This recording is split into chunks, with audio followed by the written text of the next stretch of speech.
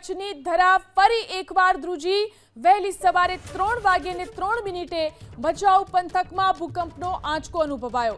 ભચાઉ પંથકમાં 2.6 ની તીવ્રતાનો આંચકો અનુભવાયો। આ ભૂકંપનું કેન્દ્રબિંદુ ભચાઉથી 15 કિલોમીટર દૂર નોંધાયું છે। મધરાત્રે ભૂકંપના પગલે લોકો ઊંઘમાંથી સફાળા જાગી ગયા હતા।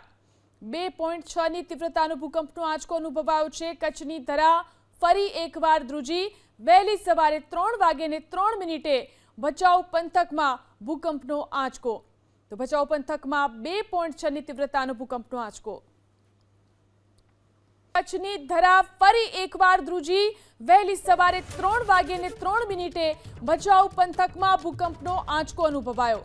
ભચાઉ પંથકમાં 2.6 ની તીવ્રતાનો આંચકો અનુભવાયો।